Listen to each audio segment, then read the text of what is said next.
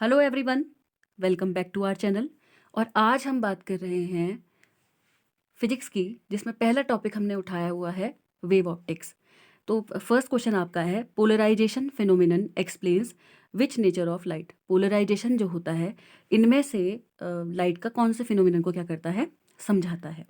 तो देखिए, सबसे पहला है ट्रांसवर्स, दूसरा है आपका लॉन्गिट्यूडनल, तीसरा है बोथ ट्रांसवर्स एंड लॉन्गिट्यूडनल, चौथा है ज्योमेट्रिकल। तो देखिए, ज्योमेट्रिकल कॉन्सेप्ट के बारे में तो लाइट कुछ बात करता ही नहीं है पोलराइजेशन।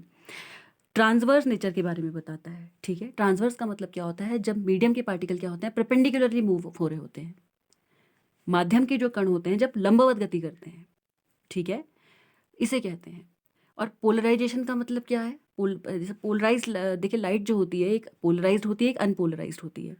ठीक है, अगर ऐसे फैली हुई लाइट आ रही है, उस फैली हुई लाइट का एक सिंगल लाइट में मर्ज आउट हो जाना ही क्या है, पोलराइजेशन है या अनपोलराइजेशन है, या आप कमेंट सेक्शन में कमेंट करके बताइएगा। तो इसका आंसर हो गया आपका क्या, transverse. Okay, next question. A narrow slit is taken and parallel beam of moving electron is incident normally on it. एक छोटी सी स्लिट ली गई और एक पैरेलल बीम, बीम का मतलब क्या होता है, आप ऐसा कह सकते हैं, अ बंडल ऑफ रेज, यानी कि किरणें, बहुत सारी किरणें जब ले ली जाती हैं ऐसे ऐसे ऐसे करके, उसे बीम कहते हैं। ठीक है, तो एक छोटी सी स्लिट आपके लिए, इस तरीके से भी ले सकते हैं, इस तरीके से भी ले सकते हैं, उसमें से आपने क्या किया, पैरेलल बीम आपने उसमें से गुजारी। तो कह रहा है at a larger distance from the slit, slit से बहुत ही ज़्यादा दूरी पर अ फ्लोरेसेंट स्क्रीन इज प्लेस्ड, एक फ्लोरेसेंट स्क्रीन को या पर्दे को रखा गया है। विच of the following statement is true if the size of the slit is further narrowed. इनमें से क्या सही होगा जब साइज जो है स्लिट का और छोटा कर दिया जाएगा। ध्यान दीजिए, छोटा सा, बहुत ही छोटे साइज का स्लिट आपने लिया है, उसमें आपने क्या दिया है, नॉर्मली आपने क्या डाला है, बंडल ऑफ रेज आपने उसमें डाली, यानी कि बीम डाली। तो फिर आप देख रहे हैं कि एक दूर कहीं फ्लोरेसेंट का आपका पर्दा रखा हुआ है, उसमें क्या फ़र्क दिखाई देगा अगर स्लिट को और छोटा क्या कर दिया जाए या और नैरो कर दिया जाए। First option, the diffraction pattern can not be observed on the screen. Screen पे डिफ्रैक्शन पैटर्न दिखेगा ही नहीं। देखिए, ऐसा तो नहीं होगा, कुछ ना कुछ तब भी दिखेगा। ठीक है, इसके बाद नेक्स्ट की हम बात करते हैं, maximum of the diffraction pattern will increase, sorry, the angular width of central maxima of the diffraction pattern will increase. Angular width जो है सेंट्रल मैक्सिमा की डिफ्रैक्शन पैटर्न की, वो बढ़ जाएगी। तो ऐसा भी कुछ नहीं होता है। इसके बाद है the angular width of the central maxima of the diffraction pattern will decrease. तो ये बिल्कुल सही है। अच्छा, ऐसा क्यों है, ध्यान से सुनिएगा। इतना छोटा सा स्लिट आपने लिया था, इतनी ज़्यादा दूरी पे आपने ऑलरेडी लिया है, अगर वो स्लिट जो है उसको आप और ज़्यादा छोटा कर देते हैं तो डिफ्रैक्शन के पैटर्न्स में भी सीधा सीधा फर्क पड़ेगा, वो भी और ज़्यादा छोटे हो जाएंगे, और ज़्यादा आपको क्या दिखाई देगा, फिर कम वहाँ पर को डिक्रीज होते हुए पैटर्न दिखाई देगा। डिफ्रैक्शन का मतलब जैसे कि आप लोगों को पता ही होगा, देखिए इंटरफेरेंस और डिफ्रैक्शन लाइट के क्या है, अलग अलग फिनोमिना है।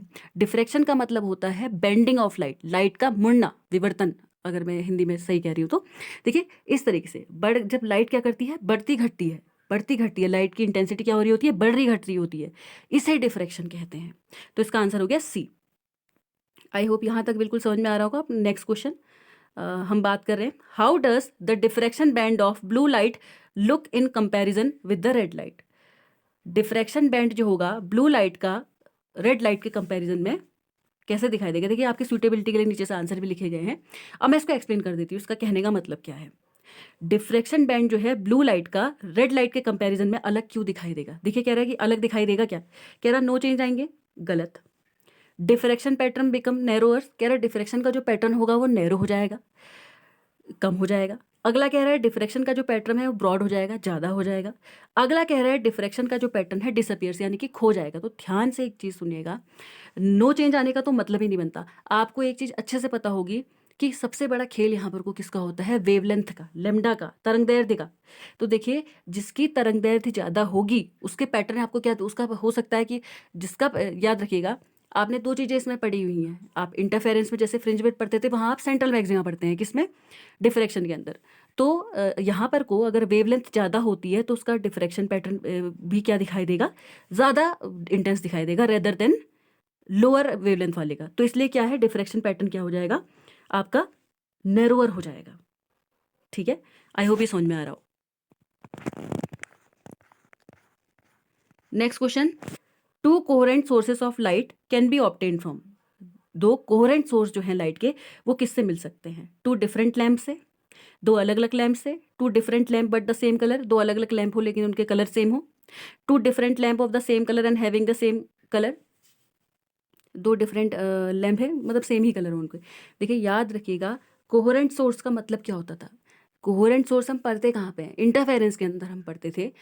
अगर आपको इंटरफेरेंस करवाना है, इंटरफेरेंस का मतलब होता है रीडिस्ट्रीब्यूशन ऑफ लाइट। लाइट को क्या है? रीडिस्ट्रीब्यूट, दोबारा से आप क्या कर रहे हैं, उसको बांट रहे हैं ताकि आपको और इंटेंस और अच्छी तीव्रता की क्या मिले?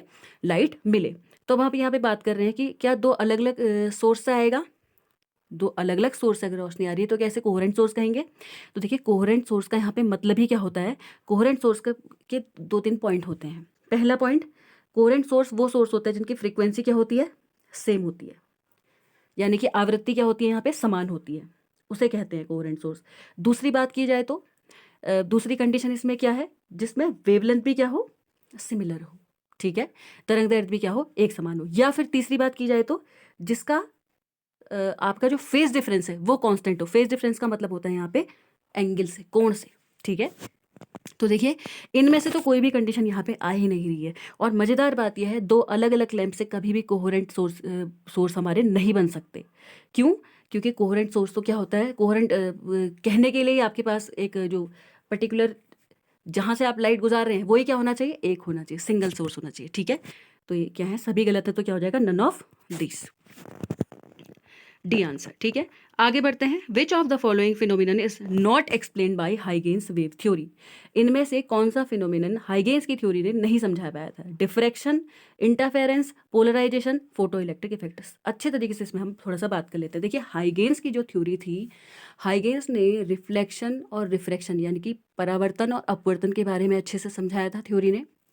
और हाइगेन्स ने बताया था तरंगाग्र के बारे में बताया, सेकेंडरी वेवलेट्स के बारे में बताया कि अगर सपोज दैट ये एक शांत जगह है, यहाँ पे अगर आप पत्थर फेंक देते हैं तो ये इस जहाँ पे आपने पत्थर फेंका इसकी वजह से यहाँ माध्यम में क्या होने लग गया? डिस्टर्बेंस क्रिएट हो गया, डिस्टर्बेंस क्रिएट हो गया। तो ये ऐसे गोल गोल गोल गोल बहुत सारी क्या हो जाती हैं? वेव्स क्रिएट हो जाती हैं। अगर इनके सभी के लोकस को मिलाते हुए हम आगे बढ़ेंगे तो इससे क्या पता चलता है कि वेव फ्रंट कैसा है, इसके बारे में इसने बताया था। और इसके साथ साथ तरंगाग्र जो बताया कितने तरीके का? 3 तरीके का बताया था, अगर आपको याद है। स्पेरिकल होता है एक होता है प्लेन, और तीसरा आपका क्या होता है? सिलेंड्रिकल, ठीक है, जिसके बारे में आप डिफ्रैक्शन में भी पढ़ते हैं। तो हम थोड़ा एक्स्ट्रा नॉलेज भी लेते हुए चल रहे हैं। तो डिफ्रैक्शन के बारे में बात कर लेते हैं। तो डिफ्रैक्शन के बारे में हाइगेन्स की थ्योरी बताती है, बिल्कुल बताती है, क्योंकि वेव फ्रंट के बारे में बात करती है और हम डिफ्रैक्शन में भी वेव्स के बारे में बात करते हैं। सेकेंडरी वेवलेट्स के बारे में बात यहाँ पे होती है। जैसे कि आपने देखा है डिफ्रैक्शन की अगर बात की जाए, डिफ्रैक्शन का मतलब है bending of light in corners of the aperture. Light का मुड़ जाना। लाइट क्या होती है? जिससे भी जिस चीज़ से गुजारी जाती है उसके कोने की तरफ क्या करती है? ज़्यादा मुड़ जाती है। तो लाइट देखिए कम ज़्यादा होती रहती है डिफ्रैक्शन के अंदर, जिसमें कि हमें सेंट्रल, मैक्सिमा, मिनिमा इस तरीके की कंडीशंस मिलती हैं। ये हम बात करते हैं डिफ्रैक्शन के अंदर, ठीक है। इसके बाद बात करते हैं अगर इंटरफेरेंस की। और पहले डिफ्रैक्शन के बारे में अगर पूरी बात कर लें, डिफ्रैक्शन कितने टाइप का है? 2 टाइप का, फ्रेनेल और फ्रॉनहोफर, ठीक है। तो मैं ये आपको बताना चाह रही हूँ कि हाइगेन्स की थ्योरी यहाँ इंप्लाई कहाँ हो रही है। हाइगेन ने जो बात करी, तरंगाग्र के बारे में बात करी थी, मैंने आपको बताया अभी स्पेरिकल यानी कि आप कह सकते हैं गोलाकार, दूसरा प्लेन यानी कि समतल आप कह सकते हैं, और तीसरा सिलेंड्रिकल, ठीक है। इतने आपके किसके वेव फ्रंट्स के बारे में बताया है। तो ध्यान दीजिएगा डिफ्रैक्शन के बारे में। दो डिफ्रैक्शन कितने तरीके के हैं? 2, फ्रेनल और फ्रेनहोफर। तो फ्रेनल डिफ्रैक्शन जो है उसमें क्या होता है वो आप याद रखिएगा, वेव फ्रंट आपका स्पेरिकल होता है और सिलेंड्रिकल होता है, जबकि फ्रेनहोफर में क्या होता है? प्लेन होता है। क्यों? अगर सोर्स की दूरी, सोर्स से जहाँ पर को आपके पैटर्न बन के आ रहे हैं, जहाँ से आप गुजार रहे हैं, उसकी दूरी अगर ज़्यादा है तो प्लेन बनता है, यानी कि इन्फिनिट दूरी पे है तो प्लेन बनता है, अदरवाइज क्या बनता है? स्पेरिकल या फिर सिलेंड्रिकल, ठीक है। अगली बात करते हैं इंटरफेरेंस की। इंटरफेरेंस का मतलब होता है रीडिस्ट्रीब्यूशन ऑफ लाइट, लाइट का दोबारा से जुड़ना। जैसे कि प्रिंसिपल ऑफ सुपरपोजिशन भी इसके अंदर हमें पढ़ना है। प्रिंसिपल ऑफ सुपरपोजिशन क्या होता है? 2 वेव्स हैं, अगर उनका डिस्प्लेसमेंट y1 और y2 है तो y बराबर y1 प्लस y2, ठीक है। बस कंडीशन क्या है? ये क्या होनी चाहिए? कोहेरेंट सोर्स की होनी चाहिए, यानी कि फेज डिफरेंस इनका कांस्टेंट होना चाहिए। फ्रीक्वेंसी और वेवलेंथ क्या होनी चाहिए, समान होनी चाहिए। ठीक है, अब बात करते हैं पोलराइजेशन। तो पोलराइजेशन देखिए, वेव थ्योरी के बारे में बात हो रही है, ट्रांसवर्स नेचर ही यहीं से ऑब्टेंड हुआ है, तो बिल्कुल पोलराइजेशन के बारे में बात भी की है। फोटो इलेक्ट्रिक इफेक्ट के बारे में इससे कोई बात नहीं की है। फोटो इलेक्ट्रिक इफेक्ट आपको अच्छे से पता है, क्वांटम का टॉपिक है। ठीक है, आपको एक चीज़ पता होगी कि हम यहाँ पे बात करते हैं इलेक्ट्रॉन जो है, एक तो कौन सा नेचर शो करता है, पार्टिकल नेचर शो करता है, दूसरा वेव नेचर शो करता है। ये सारे तो वेव से रिलेटेड टॉपिक्स हैं, वेव थ्योरी के बारे में बात हो रही है, और ये क्या है, पार्टिकल से रिलेटेड टॉपिक है। तो आंसर क्या हो जाएगा, डी। इसके बाद next, what is the value of coherent time if L is the coherent length and C is the velocity of light. Coherent time की वैल्यू क्या होगी? तो देखिए, इसके लिए कोहेरेंट टाइम के लिए यहाँ पर कोई फॉर्मूला होता है, सीधा सीधा फॉर्मूला होता है कोहेरेंट टाइम के लिए, क्या, एल अपॉन सी, जहाँ पे एल क्या है, लेंथ है, और सी क्या है, वेलोसिटी ऑफ लाइट है। ठीक है, तो ऑप्शन नंबर बी आपका सही हो जाएगा। आगे बढ़ते हैं। The ratio of amplitudes of two sources producing interference 3:5, the ratio of intensities at maxima and minima. आपको इसमें दिया गया है, आपको तीव्रता दी गई है, आपको इंटेंसिटीज दी गई हैं। मैक्सिमा यानी कि सबसे, मैक्सिमम का मतलब आप लोग समझते हैं अधिकतम, और मिनिमम का मतलब होता है न्यूनतम। ठीक है, और आपको साथ ही साथ आपको रेशियो है जो है मैक्सिमम और मिनिमम इंटेंसिटी का, वो निकालना है। आपको दिया गया है एम्पलीट्यूड, यानी कि आयाम दिया गया है, आपको आयाम दिया है, दो आयाम का आपको क्या दे दिया गया है, अनुपात दे दिया गया है, या रेशियो दे दिया गया है, यानी कि आपको A1/A2 का मान दिया है 3:5। ठीक है, और आपको निकालना है I1/I2। क्या आपको I1/I2 निकालना है? नहीं, आपको निकालना है the ratio of intensities at maximum and minima. तो याद रखिएगा, जब इंटेंसिटी मैक्सिमम होती है, मैक्सिमम कब होती है, √I1 प्लस √I2 का होल स्क्वायर इसमें, और मिनिमम कब होती है, I1 minus I1 minus √I2 का होल स्क्वायर। ठीक है, या इसको हटा के अगर मैं एक सिंप्लीफाइड फॉर्मूला आपको बताऊं, तो जो होती है वो होती है A1 प्लस A2 का whole square upon A1 minus A2 का होल स्क्वायर। ऊपर वाली क्या होती है, मैक्सिमम, और नीचे वाली क्या होती है, आपकी मिनिमम। ठीक है, तो अब क्या हो जाएगा, A1 की वैल्यू आपकी 3 है, A2 की वैल्यू 5 है, तो 3 + 5 का होल स्क्वायर ऊपर हो गया, अपॉन में हो गया 3 - 5 का होल स्क्वायर। देखिए स्क्वायर है तो कुछ फर्क नहीं पड़ता प्लस माइनस से, तो 8 ऊपर हो गया, 8 का स्क्वायर यानी कि 64, और नीचे हो गया आपका, ऊपर हो गया था आपका 8 का स्क्वायर, नीचे हो गया था 5 - 3 2 का स्क्वायर, तो यानी कि आ गया 64/4, तो आ गया 16:1। तो सी क्या आ गया, आपका आंसर आ गया। आई होप ये क्वेश्चन बिल्कुल क्लियर हो रहा हो। नेक्स्ट हम बात करते हैं, the colours on the soap bubble is due to. जो सोप बबल होता है ना, साबुन का, जो आपने देखा होगा, सोप का जो बबल नहीं बनता गोल गोल, तो वो किसकी वजह से बनता है, उसमें ना कलर्स वगैरह दिखाई देते हैं, तो ये बनता है इंटरफेरेंस की वजह से। ठीक है, और अपनी तैयारी को बेहतर बनाने के लिए हमारे चैनल को लाइक, शेयर, सब्सक्राइब जरूर करते रहिएगा। हम अच्छे अच्छे क्वेश्चंस आपके लिए लाते रहेंगे। इसमें मैं आपको एक और चीज़ बता दूं, ये जो इंटरफेरेंस मैंने आपको बताया यहाँ पर कि कलर जो सोप का बबल है, एक ये होता है, एक और इसका एग्जाम्पल है बहुत अच्छा, ऑयल वगैरह कहीं पे अगर ट्रैप हो जाए तो उसमें भी कलरिंग दिखाई देती है। कहीं पे अगर तेल वगैरह ट्रैप हो जाए उसमें भी कलरिंग दिखाई देती है, वो भी किसकी वजह से दिखाई देती है, इंटरफेरेंस की वजह से ही दिखाई देती है। Next, which of the following statement indicate that light waves are transverse. इनमें से कौन सी चीज़ बताती है लाइट वेव ट्रांसवर्स? ये तो मैंने आपके लिए ही रखा था स्पेशली, अब तक आपको पता चल ही गया होगा, क्योंकि light waves can show interference, कर सकती है लाइट वेव, लेकिन इसका ट्रांसवर्स से मतलब नहीं है, डिफ्रैक्शन से भी मतलब नहीं है, डिड ट्रैवल इन वैक्यूम से भी मतलब नहीं है। लाइट वेव्स क्या है, पोलराइज्ड की जा सकती है, इसे इसलिए क्या कहते हैं, ट्रांसवर्स। जैसे कि मैंने आपको बताया अभी, फैली हुई लाइट को एक ही डायरेक्शन में मूव कर देना। आगे बढ़ते हैं।